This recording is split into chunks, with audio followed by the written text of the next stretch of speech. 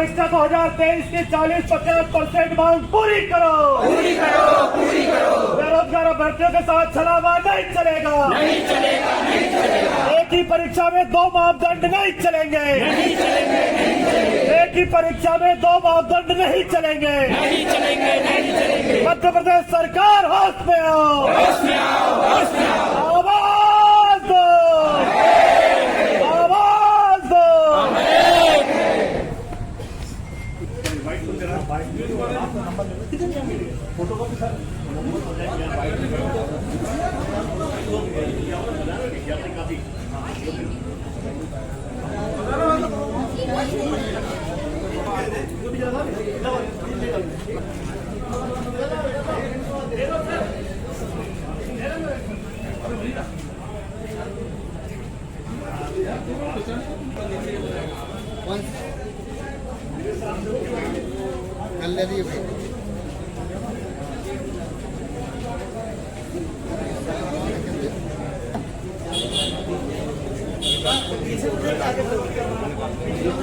बोलूं क्या वो भैया क्या जवाब कि जो 40% और 50% वाला मुद्दा है ये आपने मेंस में रखा है। अगर इसको आप चयन परीक्षा पात्रता में भी रख दो, अगर दोनों में रख दो, तो इससे हमारे युवा जो है अपनी प्रतिभा दिखा पाएंगे। आप ऐसा नहीं कि आप इनको नौकरी दे देंगे। तो हमारा निवेदन है, और अगर निवेदन स्वीकार नहीं होता है तो हम वर्तमान में जो जिस तरह से शांतिपूर्ण तरीके से धरना प्रदर्शन कर रहे हैं, प्रदेश स्तर पर इसका एक बड़ा महा आंदोलन किया जाएगा। और आपका मध्य प्रदेश में जो हमारे गृह मंत्री है, मुख्यमंत्री निवास स्थल है, इनका घेराव किया जाएगा। मैं सुरेंद्र पाठक, दीप्ति सिंह एकेडमी इंदौर से हूँ। आप जो है शांतिपूर्ण तरीके से हमारी मांगों को कर दीजिए, हमारा हाथ जोड़कर निवेदन है। क्योंकि हर चाहे वर्ग 1 हो, वर्ग 2 हो, वर्ग 3 हो, पटवारी वाला हो, एसआई हो, कोई भी भर्ती नहीं कर रही है। हमारी बहनों को थोड़ी सी लालीपॉप देकर आप अपनी सरकार बनाने की मन रख रहे हो। वर्तमान सरकार जो है, आपसे निवेदन है 40% और 50% मुद्दे को सॉल्व करवा दिया जाए। बहुत बहुत धन्यवाद आपका। भारत की राजनीति के बड़े नेता एक तरफ बोलते हैं कि फ्री की रेवड़ियों की आदत हो गई है जनता को, वहीं दूसरी तरफ मध्य प्रदेश सरकार में भी महिलाओं को 1000 रुपए की रेवड़ी के बारे में ही बोला जाए कि वो बांटने का सपना दिखा के अगले चुनाव लड़े जा रहे हैं। मगर युवा वर्ग को नौकरी नहीं दी जा रही है ताकि वो अपने खुद के दम पर कमा सके और अपना घर चला सके। क्या कहना चाहेंगे? देखिए सर, ये हमारी बहनों को और युवाओं को एक कुछ भी नहीं दिया जा रहा। 100 में से 5% ही दिया जा रहा, बाकी का 70% नेताओं के घरों में जा रहा है। इनके मंत्री, विधायक, सांसद है, अगर इनके ऊपर आरटीआई लगा दी जाए ना, तो वर्तमान में सबसे ज्यादा प्रॉपर्टी इनके ही पास है और हमारे युवा सड़कों पर। बस ये हमारी समस्या है। बिल्कुल, आप एक बार बहुत बढ़िया, बहुत और हम आज हमारा जो मेन मुद्दा है वो एक है 40% और 50%। यानी जो पात्रता परीक्षा है वर्ग 1, 2 का अभी हुआ 2023 में, इसमें जो आरक्षित वर्ग है उसका 40%, अनुरक्षित 50% और 50% लागू किया। लेकिन हमारी मांग ये है कि पात्रता परीक्षा में भी 40-50 किया जाए, क्योंकि किसी भी एग्जाम में अभी तक में एमपी में ही, जैसे सेट में ही क्वालिफाइंग स्मार्ट पात्रता परीक्षा सेट में, इसमें 35 और 40 का फार्मूला है, ठीक है ना। तो हमारी मांग है, जब वो पीएससी लेवल का एग्जाम है, सेट है, ये तो व्यापम है। हम कोई अधिकारी नहीं बनने जा रहे हैं, हम एक कर्मचारी, छोट वर्ग का कर्मचारी बनने जा रहे हैं। इसलिए हमें पात्रता परीक्षा में भी 40-50 दिया जाए, क्योंकि चयन परीक्षा में ऐसा कहीं नहीं होता है कि चयन परीक्षा में कम क्वालिफाई मार्क्स रहे और पात्रता परीक्षा में ज्यादा रहे, है ना।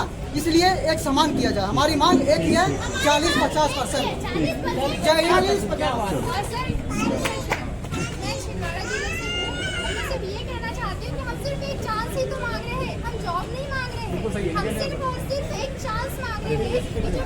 शॉर्ट में बोलना 30 सेकंड के अंदर, उससे ज्यादा ओनली 40 मिनट।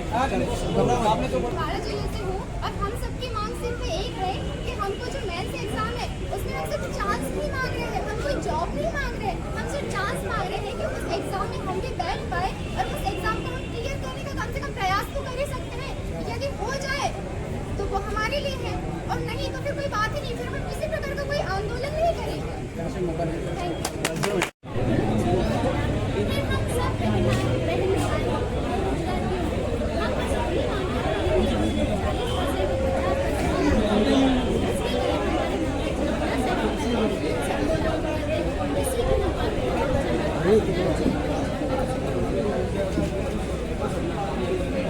युवाओं के साथ अन्याय करना बंद।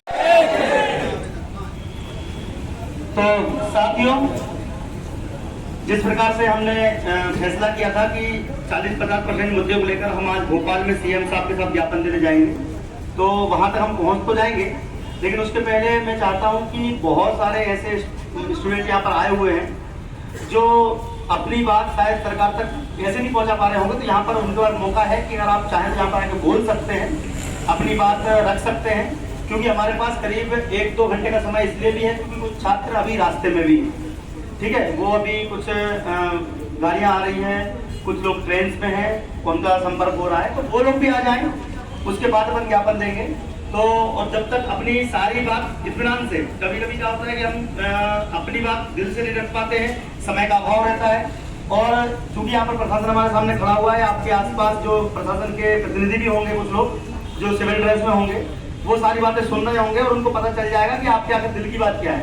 तो आपको वास्तव में जो आपको लग रहा है कि हमारे साथ ऐसा क्यों होना चाहिए, या कुछ लोग जस्टिफाई नहीं कर पा रहे थे, तो मैंने कल भी ये बात कही थी कि जो बच्चा अच्छा पढ़ रहा है वो पात्रता परीक्षा के बाद चयन परीक्षा में अच्छे नंबर लाएगा, ये हमको यकीन है। लेकिन 3 से 4 साल 5-5 साल में अगर भर्ती आएगी और हम लोग केवल इस वजह से वंचित रह जाए क्योंकि नियमों में त्रुटि है, तो हम चाहते हैं कि एक बार हमको मौका दिया जाए, हमको भी एक बार मौका दिया जाए कि हम भी भाई एक बार चयन परीक्षा में बैठ के देख लेते हैं, भाई हमें काबिलियत होगी तो हम पास हो जाएंगे, नहीं होगी तो नहीं होंगे, ठीक है, एक बार मौका दो।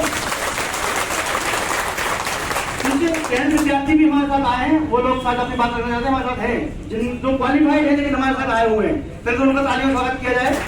क्वालिफाइड है लेकिन फिर भी हमारे साथ आए हैं, उनको मालूम है क्यों, क्योंकि कभी ना कभी वो हमारे साथ खड़े थे पहले भी, ठीक है। कुछ लोग मन में शंका है कि हम उनके लिए रोड़ा अटका रहे हैं, ऐसा कुछ भी नहीं है। ये केवल हमारा विनम्र निवेदन है सरकार से कि अगर 40,000% कर दोगे तो लाखों छात्रों को एक बार फिर से, क्योंकि अभी एक इंटरनल खबर हो रहा है, आरटीआई लगाई गई है, शायद अभी निधि मैडम आई है, आ रही है, उनके पास अभी आरटीआई लगाई हुई है, उसमें पता चला है कि मात्र 14 से 15% लोग ही क्वालिफाई हुए हैं। कहने का मतलब ये है कि लाखों लोग भरते हैं और उसमें से 10-15 हजार बच्चे पास होते हैं, तो फिर क्या होगा, पद खाली रह जाएंगे, फिर दोबारा से एग्जाम कराएंगे।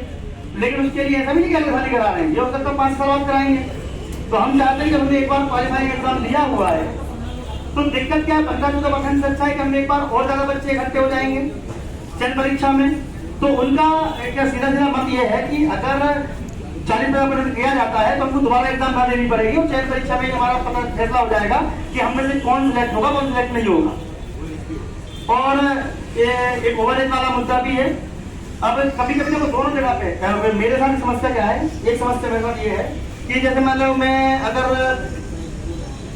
फ्रेशर की बात करूं तो बच्चे गुस्सा हो जाते हैं, ओवरहेज की बात करूं तो फ्रेशर गुस्सा हो जाते हैं। यार समस्या कहां पर है कि अब ओवरहेज वाले की बात करो तो फ्रेशर क्या बोलते हैं, सर उन्होंने कितनी बार टाइम दे दिए, उनको मौका क्यों दिया जाए। है कई सारे लोग यहाँ पर होंगे ओवरहेज वाले जो बिल्कुल 45 साल 44 साल 43 साल वाले होंगे, उनकी अच्छी बात करो तो वो बैठे हुए, वो चैनल भी है, वो देखो चैनल भी है, और 44 ईयर हो भी गया, चैनल भी है वो फर्स्ट ग्रेड 1 में। लेकिन वो ये बोल रहे हैं कि हम इसलिए सपोर्ट करने आए हैं क्योंकि हमारे भी आप करते हैं। तो जो बच्चा पहली बार एग्जाम दे रहा है उनको ये क्या लगता है कि पहली बार एग्जाम दे रहे तो हमारे कॉम्पिटिशन बढ़ रहा है, और उनको क्या लगेगा कि यार जितने ज्यादा 40,000 वाले ज्यादा आएंगे उनका कॉम्पिटिशन बढ़ रहा है। तो हम सब एक है यार, कभी ना कभी हमको जरूरत पड़ेगी एक दूसरे की, तो आप कॉम्पिटिशन मत समझो क्या उनका हक क्यों छीना जा रहा है कि हमारा तो हम सब क्या की बात कर रहे हैं। तो फ्रेशर भी उसमें इंक्लूड हो, और अधिक अभी 3 वर्ष का मुद्दा चल रहा है आपको पता होगा। एक छोटा सा पॉइंट रखना चाहूंगा जो अपने मुद्दे में शामिल नहीं है। चयन परीक्षा कराई जाती है 3 साल की छूट देके, और पात्रता परीक्षा कराई जाती है 3 साल की छूट देके, और चयन परीक्षा में 3 साल छूट नहीं दी गई।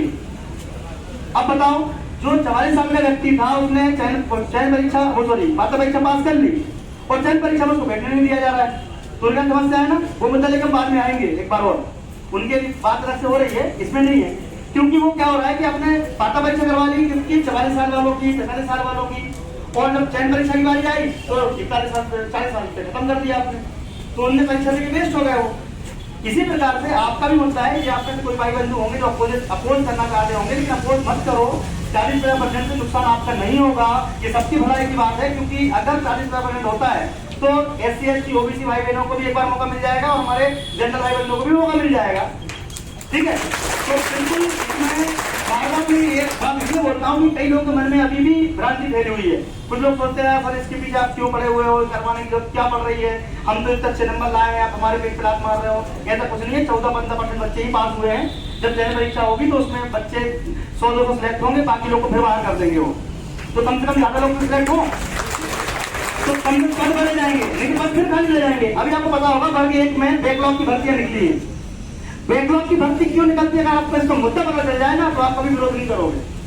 बैकलॉग क्यों ले जाती है? SC ST OBC के खाली पड़े पद, यानी जब वो पद निकले थे SC ST OBC के, उस समय योग्य कैंडिडेट नहीं मिले, तो उन्होंने पद क्या कर दिए, खाली छोड़ दिए। तो ऐसे करते करते करते करते करते अभी आप देखोगे 8,000 में से कम से कम 5-6,000 पद तो बैकलॉग के है कि नहीं वर्ग 1 में। बैकलॉग का मतलब वो पद उस समय, अगर उस समय उन्होंने क्वालिफाइंग मार्क्स कम कर दिए होते ना तो ये पद भी भरा जाते, लेकिन उन्होंने नहीं भरे। तो उनको पद भरना नहीं है, तो पद ना भरने के पीछे ये नए नए हथकंडे अपनाए जाते हैं कि बच्चों को कैसे करके रोक दिया जाए। एग्जाम कराओ फीस लो, एग्जाम कराओ फीस लो, बच्चों को पास मत करो। उससे क्या होगा, तुम एग्जाम देते रहोगे और क्वालिफाई होने के बाद भी आप पात्र परीक्षा बैठ नहीं पाओगे और टेट परीक्षा बैठ नहीं पाओगे, तो बाद में सीट में खाली रह जाएगी। तो SC ST OBC की भी, जनरल की भी खाली रह जाएगी। अभी कुछ बहुत सारी परीक्षाएं ऐसी होती हैं जिसमें पात्र योग्य व्यक्ति को मिलते नहीं, अब नहीं मिलते तो क्या होता है, वो सीट ब्लैंक छोड़ देते हैं। तो उनका तो फायदा हो गया ना, क्योंकि पात्र परीक्षा में लोग मिले नहीं तो उनको तो सैलरी देनी नहीं पड़ी। तो बैकलॉग पद ऐसे बढ़ते जाते हैं। तो अपन ये मुद्दे को ये सोचो, अगर ये मुद्दा हो गया तो इस बार बैकलॉग पद भरा जाएंगे, नहीं तो बैकलॉग पद भी नहीं भरे जाएंगे। ठीक है, बैकलॉग पद में भी फायदा मिल जाएगा, सबका फायदा